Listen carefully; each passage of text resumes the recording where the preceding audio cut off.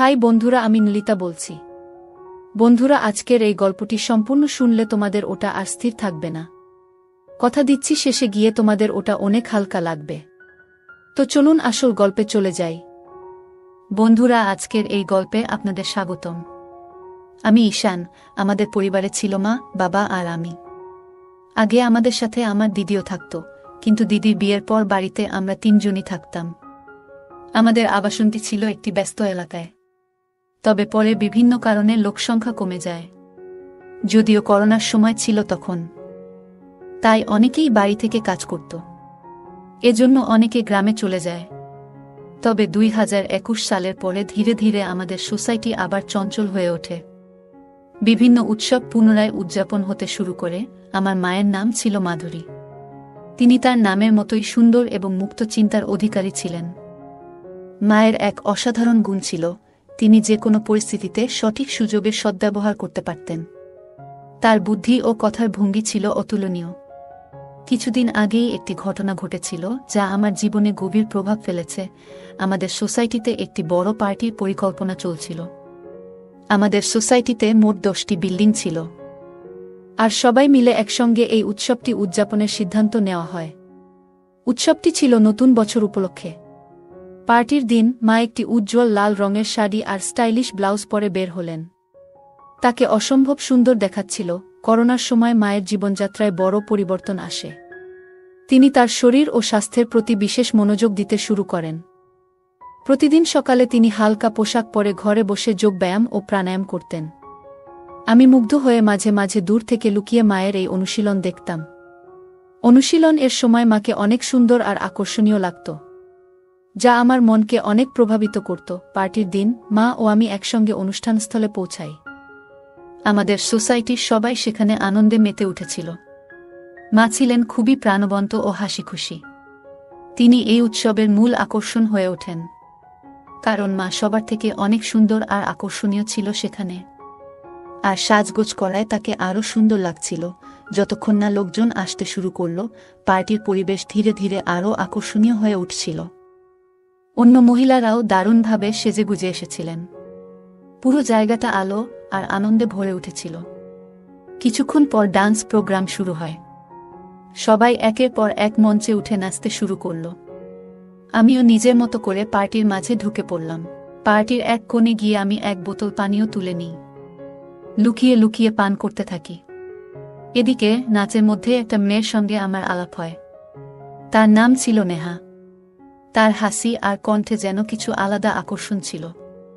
সে আমার কাছে এসে কথা বলল এবং এক পর্যায়ে আমাকে প্রস্তাব দেয়। নেহা আমাকে বলল, চলো আমার বাড়ি, আমি তোমার পাশে কিছু সময় থাকতে চাই। আমি তখন এমন অবস্থায় ছিলাম যেখানে আমার নিজের উপর নিয়ন্ত্রণ ছিল না। মন চাইছিল কোনো কিছু নতুন করার। আমরা ঠিক পার্টি ছেড়ে বেরিয়ে যাব, এমন সময় আমার মা সেখানে এসে পৌঁছালেন। মা বুঝতে পেরেছিলেন যে আমি কোথাও লুকিয়ে আছি, আর তিনি আমাকে খুঁজতে খুঁজতে ঠিক সেখানে চলে এলেন। মা আমাকে দেখতে পেয়ে থমকে গেলেন। তার চোখে উদ্বেগ আর কষ্টের ছাপ ছিল। তিনি আমার হাত ধরে বললেন, তুমি কি জানো তুমি কি করতে যাচ্ছ? এই পথে হেঁটো না, জীবনকে নিজের নিয়ন্ত্রণে রাখো। মায়ের কথাগুলো যেন আমার ভিতর গভীর ছাপ ফেলল। পার্টির এক কোণে যখন আমি লুকিয়ে পানীয় পান করছিলাম, তখন হঠাৎ মায়ের গলা শুনতে পেলাম। মা আমাকে খুঁজে পেয়ে ডাক দিলেন। আমি হতবাক হয়ে গেলাম, আর নেহা ভয় পেয়ে চুপচাপ সেখান থেকে চলে গেল। আমি মায়ের দিকে এগিয়ে গেলাম। মা আমাকে দেখে বললেন, এটা কি তোমার পার্টি করার স্টাইল? আমি কিছু বলার আগে মা আমার মুখের দিকে তাকিয়ে বললেন, তুমি কি পান করেছ? তোমার মুখ থেকে তো পানীয়ের গন্ধ আসছে। লজ্জা করে না তোমার? আমি মাকে বোঝানোর চেষ্টা করলাম। বললাম, মা, এটাই আমার প্রথমবার। বছরের এই দিনটা একটু আনন্দ করতে চেয়েছিলাম। মা আমার কথা শুনে শান্ত স্বরে বললেন, আনন্দ করো, কিন্তু এমন গোপনে নয়। যদি কেউ দেখে ফেলে বা জানতে পারে, তবে তোমার বাবার মান সম্মান কি হবে? নিজের কাজের জন্য পরিবারের মানমর্যাদা নষ্ট করো না। আমি প্রতিশ্রুতি দিলাম, মা, আমি আর কখনো এমন করব না। সবকিছু তোমাকে জানিয়ে করব। মা আমার দিকে তাকিয়ে বললেন, সত্যি বলতে, সমস্যা আনন্দে নয়, সমস্যা তখন হয় যখন তুমি লুকিয়ে কিছু করো। যা করছো তা সঠিক পথে করো।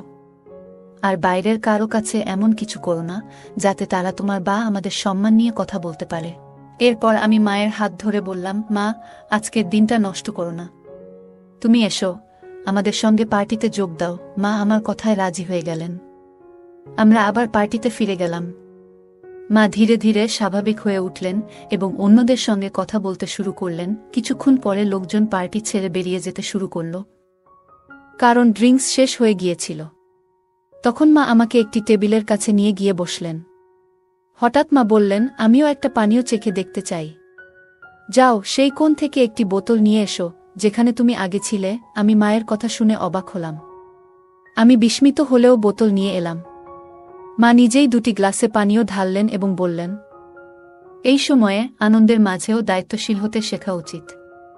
আনন্দ করো, তবে কখনো এমন কিছু করো না যাতে নিজের কিংবা পরিবারের সম্মান প্রশ্নবিদ্ধ হয়। মায়ের কথাগুলো আমার মনে গভীর দাগ কাটল। সেই দিনটি শুধু একটা পার্টি ছিল না, বরং জীবনের একটা গুরুত্বপূর্ণ শিক্ষা পেলাম সেই রাতে। মায়ের অনুরোধে আমি পানীয়ের দুটি গ্লাস তৈরি করলাম। মা জানতে চাইলেন, দুটি কেন?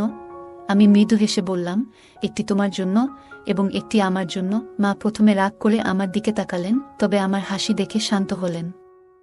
আমরা চিয়ার্স করলাম, আর মা দ্রুত নিজের গ্লাস শেষ করলেন। এরপর তিনি আমার গ্লাসটি নিয়ে সেটিও পান করতে শুরু করলেন। আমি অবাক হয়ে তাকিয়ে রইলাম। দুটি চুমুক পর আমি মায়ের হাত থেকে গ্লাসটি নিলাম এবং বললাম, আমি আরেকটি নিয়ে আসি। মা হেসে বললেন, তাহলে তাড়াতাড়ি যাও। আমি আরেকটি ছোট বোতল নিয়ে এলাম।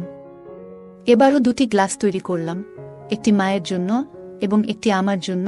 মজার ব্যাপার হলো, আমি তখনও আমার গ্লাস শেষ করিনি, কিন্তু মা ইতিমধ্যে নিজেরটি শেষ করে বোতল থেকেই পান করতে শুরু করলেন। মা পুরোপুরি মাতাল হয়ে গেলেন, আর আমি একদিকে হাসতে হাসতে তাদের সামলানোর চেষ্টা করছিলাম। এরপর আমি মাকে ধরে সোফায় বসালাম। সময় তখন রাত 11:05। একে একে সবাই ছাদে চলে গেলেন নতুন বছরের শুভেচ্ছা জানাতে, কিন্তু আমি এবং মা নিচে রইলাম, কারণ তিনি তখন কিছুটা অসুস্থ অনুভব করছিলেন। আমি মায়ের পাশে বসে নিউ ইয়ার কাউন্টডাউন শুরু করলাম। ঘড়ির কাঁটা 12টা ছুঁতেই আমি মাকে জড়িয়ে ধরলাম এবং নতুন বছরের শুভেচ্ছা জানালাম। এটি ছিল আমার জীবনের প্রথমবার যখন আমি মায়ের সঙ্গে এত আপন মুহূর্ত ভাগ করলাম। মায়ের গালে পাউডার আর মেকআপের মিষ্টি সুগন্ধ তখনও আমার মনে গভীর দাগ কাটল। এই রাতটি শুধুই একটি নতুন বছর উদযাপনের জন্য ছিল না, এটি ছিল মায়ের সঙ্গে আমার জীবনের এক নতুন অধ্যায়ের শুরু। মা সেদিন একটু অসুস্থ বোধ করছিলেন। তিনি বললেন, আমার এক হাত ঠিক মতো কাজ করছে না এবং এক হাতে শরীরে চুলকাচ্ছিলেন। আমি দেখে বুঝতে পারলাম তিনি হয়তো একটু অস্বস্তিতে আছেন। আমি তার কাছে গিয়ে বললাম, মা, একটু বসো, আমি তোমাকে সাহায্য করছি। হঠাৎ আমার হাত তার গায়ে লেগে গেল। মা বললেন, কি হচ্ছে? একটু সাবধানে থাকো। আমি সঙ্গে সঙ্গে বললাম, সরি মা, এটা একেবারেই ভুল করে হয়েছে। মা মৃদু হেসে বললেন, ঠিক আছে, এমন ছোটখাটো ব্যাপারে চিন্তা করো না।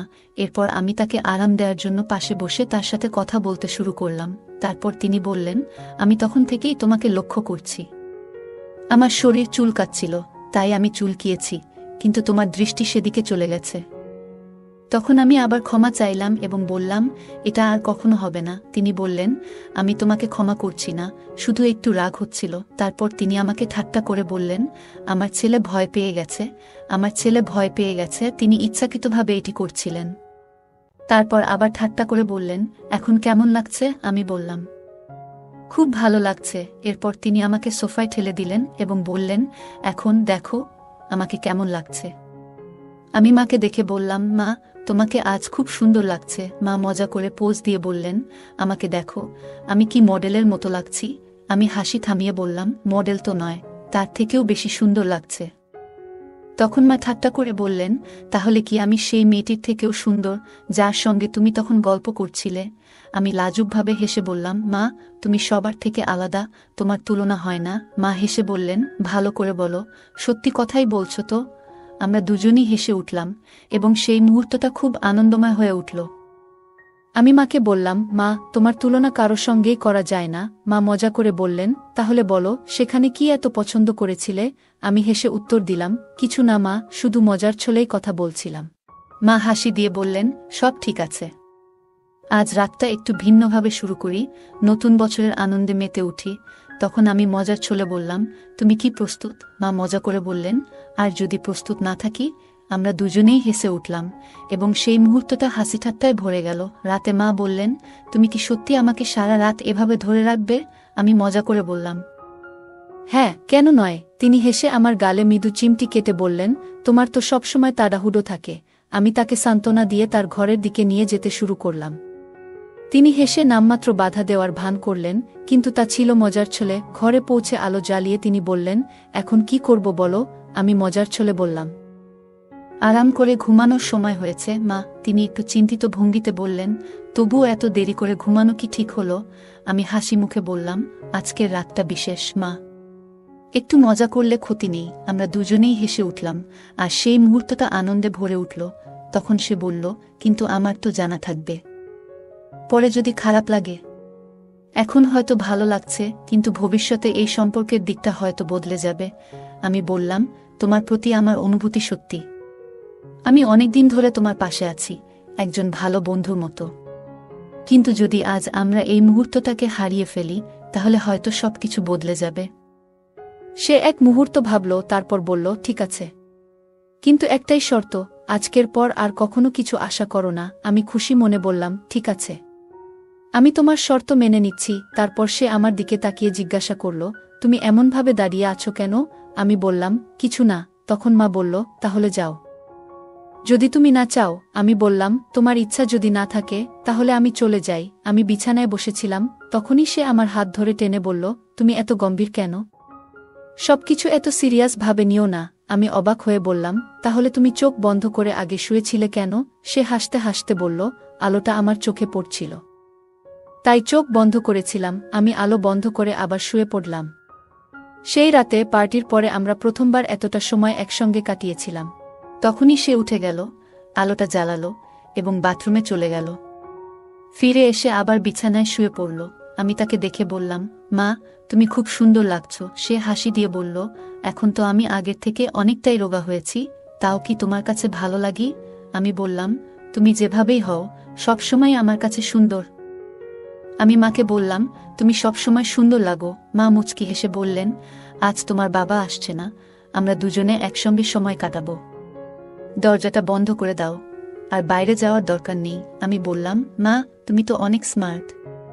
আমি ভেবেছিলাম তুমি পুরনো ধাঁচের মানুষ। মা হেসে বললেন, আমি এমন নই, আমি নিজের মতো করে চলি। তোমার যদি কিছু মনে হয়, নির্দ্বিধায় আমাকে বলো। আমি বললাম, আমার তোমাকে নাম ধরে ডাকতে ইচ্ছা করছে। মা বললেন, দেখো। আমি প্রথমবার তাকে তার নাম ধরে ডাকলাম, আর আমরা দুজনে হেসে উঠলাম। হাসতে হাসতে আমি বললাম, মা, তোমার আর বাবার কথাবার্তা এখন খুব একটা হয় না, তাই না? মা হেসে বললেন, হ্যাঁ, এখন খুব কম হয়, মাসে 1-2 বার, তাও সময় বের করা মুশকিল। আমি বললাম, সত্যি? মা মাথা নেড়ে বললেন, হ্যাঁ সত্যি। আমরা আবার হেসে উঠলাম। কিছুক্ষণ পর আমি মাকে জিজ্ঞাসা করলাম, মা, তোমার কি প্রয়োজন? মা মুচকি হেসে বললেন, তুই আমার ছেলে, আমি তোকে সবকিছু বলতে পারি। আমি বললাম, তাহলে আজকের রাত শুধু আমাদের জন্য।